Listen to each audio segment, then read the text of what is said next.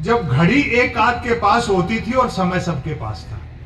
बहुत अच्छा। और अगली पंक्तियों पर आपकी तालियां उठेंगी। आज की तरह नहीं था कि फेसबुक पर 5000 दोस्त और परिवार में बोलचाल बंद। हम लोग कवि सम्मेलनों में जाते हैं, आप लोग 2 पैसा देते हो, इससे हमारे घर चलते हैं, सुविधापूर्ण जीवन जीते हैं, हमारे बच्चे भी अच्छी स्कूलों में पढ़ रहे हैं, अच्छी शिक्षा ग्रहण कर रहे हैं। इसका मतलब ये नहीं है कि कवि सम्मेलन मुशायरे ये हम लोगों के लिए धंधा है, मेरे लिए एक मिशन है। इंटरनेट में उलझी पीढ़ी शब्दों से मोहब्बत करे, किताबों की तरफ लौटे बुजुर्गों का सानिध्य हासिल करे। एक निवेदन कर दूं, दुनिया की कितनी भी एडवांस टेक्नोलॉजी हो, उजाला बनाया जा सकता है, धूप नहीं बनाई जा सकती। अब पुराने समय के जो विरोधाभास थे, मैं अपना वो समय याद करता हूँ, 6ठी 7वीं क्लास में पढ़ता था और एक टूर्नामेंट के गीत संगीत के कार्यक्रम में खेतड़ी आया था, क्या सुख थे। अब देखें आप, तब मोबाइल तो क्या लैंडलाइन फोन तक नहीं होता था, अतः झूठ से खान पान शुद्ध था और यह व्यक्ति को साथ साथ पीढ़ियां याद रहती थी, अपनी भी और गाली गलौज होने पर दूसरों की। हमारी तो बहुत अच्छी शिक्षण संस्थान बचपन में, हमारी प्राथमिक शिक्षा तो ऐसी थी जिसमें शिक्षा प्राथमिक नहीं थी। पढ़ाई लिखाई को लेकर कतई तनाव नहीं रहता था, क्योंकि हम विद्यार्थियों और अध्यापकों के बीच एक समझौता था कि सप्ताह में 3 दिन वे स्कूल नहीं आएंगे और 3 दिन हम। बोलचाल में राजस्थानी का इस्तेमाल होता था, हिंदी बोलते तो संकोच करते थे। हिंदी सिर्फ शहरों तक सीमित थी, और अगली पंक्तियों पर आपकी तालियां उठेंगी। हिंदी सिर्फ शहरों तक सीमित थी और अंग्रेजी तो पीने के बाद ही बोली जाती थी। कई प्रकार के खेल कूद थे, अब तो बच्चे गेम के नाम पर वीडियो गेम खेलते हैं। बच्चे भी क्या करें, खो खो, कुश्ती और कबड्डी तो संसद विधानसभाओं में चले गए। बाकी खेलों को क्रिकेट ने बाउंड्री लाइन से बाहर कर रखा है। जो चैनल खोलो क्रिकेट। एक दिन तो मैं भी टाइम पास के लिए देख रहा था, तो कमेंटेटर ने बड़ी ऊंची फेंकी कि जब से धवन और कोहली ने मूछें रखी हैं, तब से धुआंधार परफॉर्म कर रहे हैं। मेरे उस दिन समझ में आया कि दुनिया में महिला क्रिकेट क्यों पिछड़ा हुआ। पूरा समझ रहे हो। अब अपना बचपन याद करो। हालांकि क्रिकेट तब भी खेला जाता था, बैट का मालिक बैटिंग करता था और बॉल का मालिक बॉलिंग। फील्डर भी यही 2 होते थे। बैट टच न होने पर फेंकी हुई गेंद फेंकने वाले को लानी पड़ती थी। कहते हैं ना कि तू फेंकी तू ही ले रहा।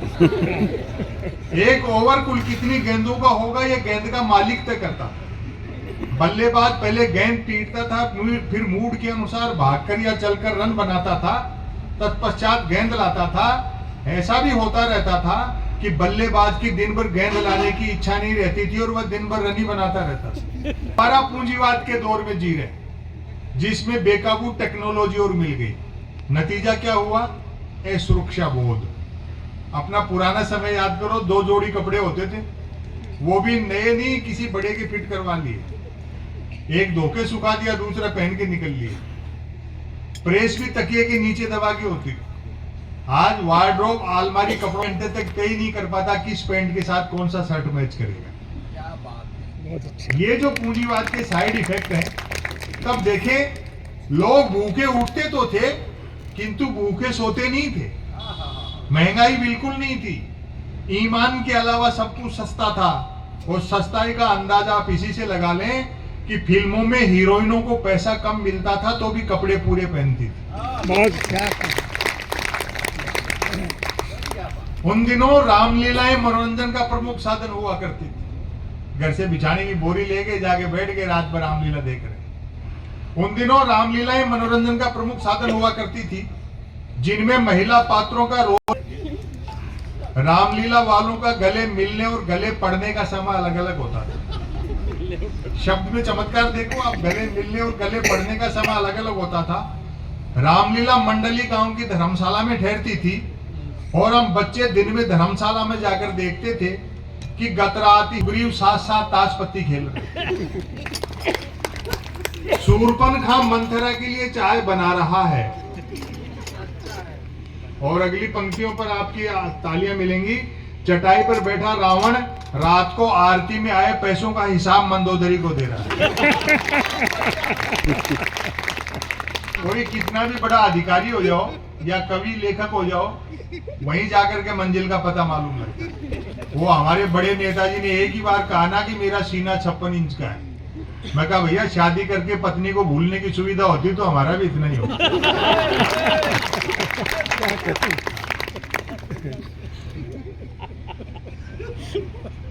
और देखो, मैं आप लोगों से भी निवेदन करूँ, शादीशुदा हो तो पत्नी को साथ रखा करो, वरना मन की बात भी रेडियो से करते फिरोगे।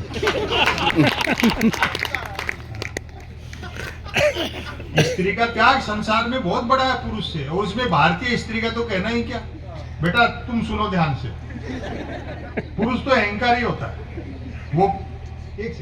वो पति ने डींग हाँकते हुए कहा, मेरा बड़प्पन देख जो तेरे से बिना देखे शादी कर ली। पत्नी बोली, मेरी भी हिम्मत देख जो तेरे को देखने के बाद भी मना नहीं किया।